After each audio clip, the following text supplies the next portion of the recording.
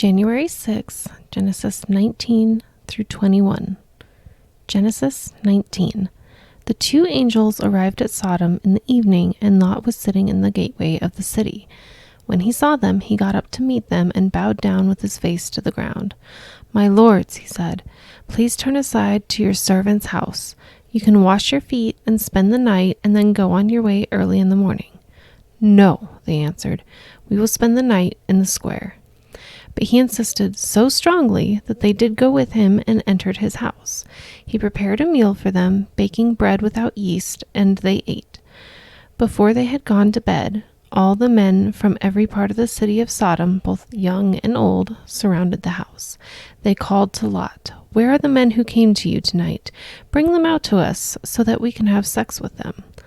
Lot went outside to meet them and shut the door behind him and said, "No, my friends, don't do this wicked thing.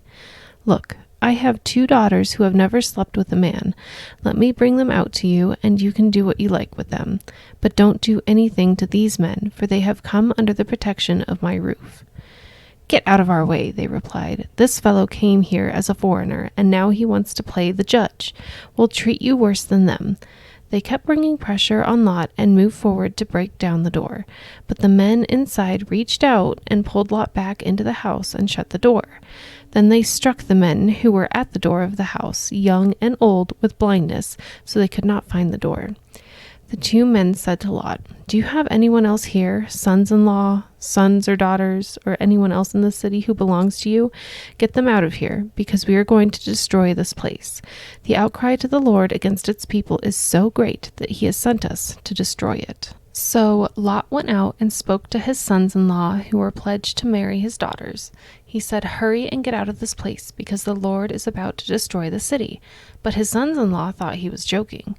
With the coming of dawn, the angels urged Lot, saying, "Hurry, take your wife and your 2 daughters who are here, or you will be swept away when the city is punished." When he hesitated, the men grasped his hand and the hands of his wife and his 2 daughters and led them safely out of the city, for the Lord was merciful to them. As soon as they had brought them out, one of them said, "Flee for your lives. Don't look back and don't stop anywhere in the plain. Flee to the mountains, or you will be swept away." But Lot said to them, "No, my lords, please. Your servant has found favor in your eyes, and you have shown great kindness to me in sparing my life. But I can't flee to the mountains. This disaster will overtake me, and I'll die. Look, here is a town near enough to run to, and it is small. Let me flee to it. It is very small, isn't it? Then my life will be spared."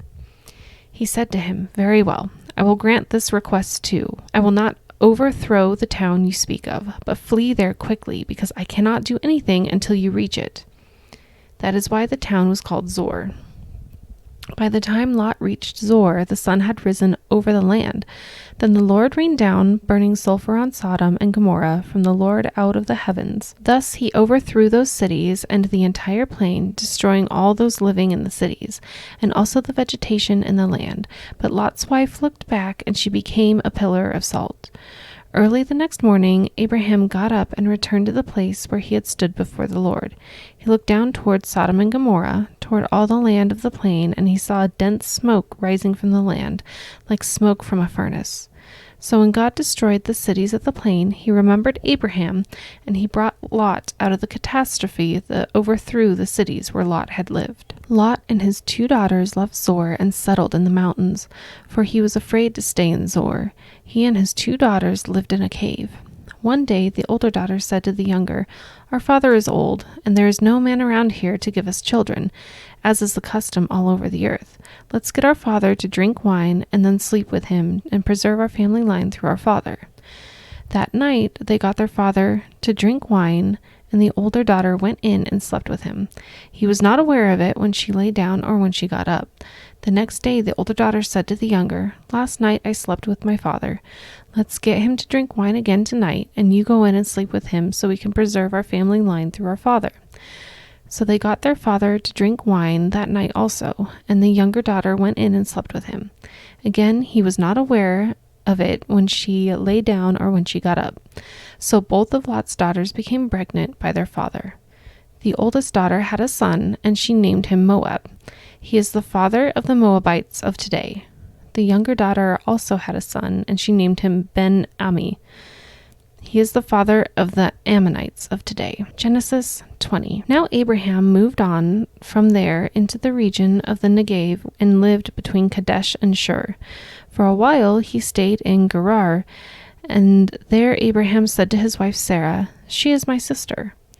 Then Abimelech, king of Gerar, sent for Sarah and took her. But God came to Abimelech in a dream one night and said to him, "You are as good as dead because of the woman you have taken. She is a married woman."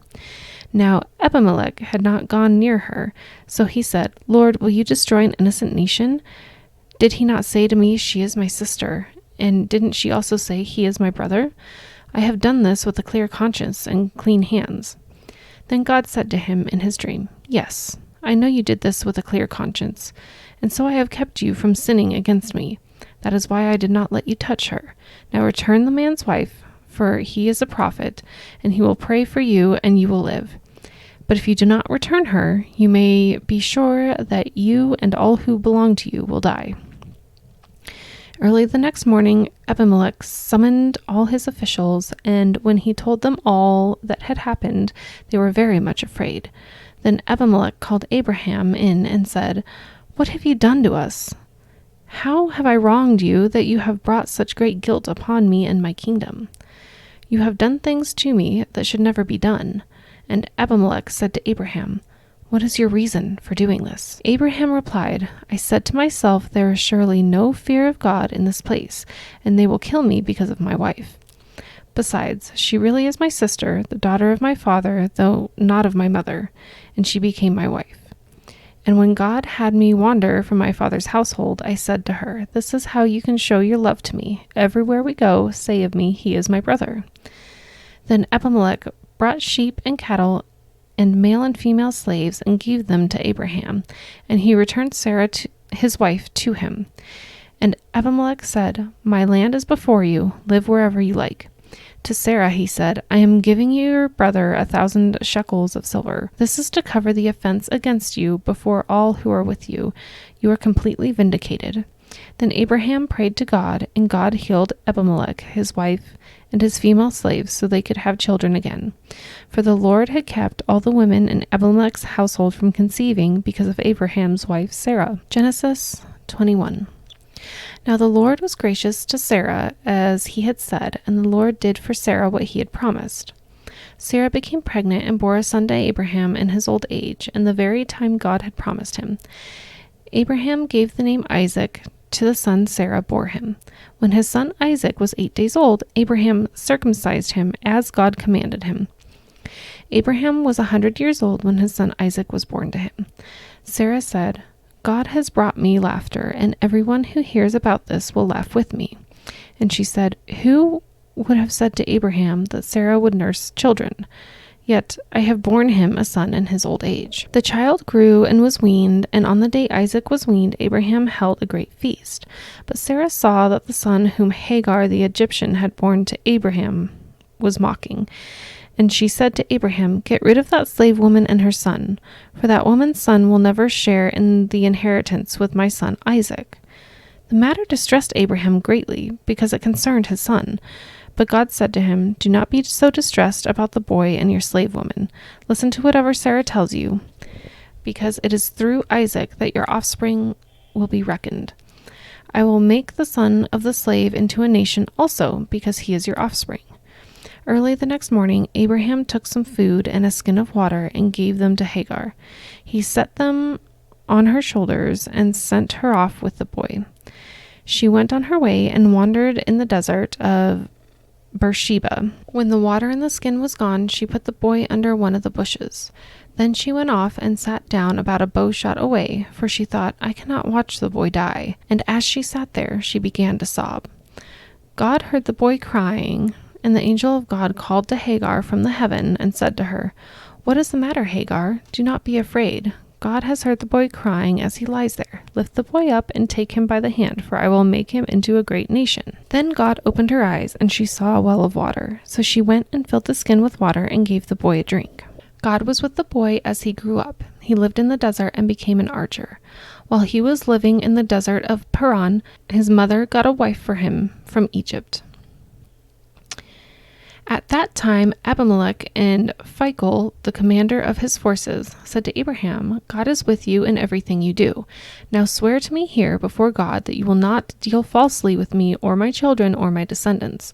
Show to me and the country where you now reside as a foreigner the same kindness I have shown you. Abraham said, I swear it. Then Abraham complained to Abimelech about a well of water that Abimelech's servants had seized. But Abimelech said, I do not know who has done this. You did not tell me, and I heard about it only today. So Abraham brought sheep and cattle and gave them to Abimelech, and the two men made a treaty. Abraham set apart 7 ewe lambs from the flock, and Abimelech said to Abraham, What is the meaning of these 7 ewe lambs you have set apart by themselves? He replied, Accept these 7 lambs from my hand as a witness that I dug this well.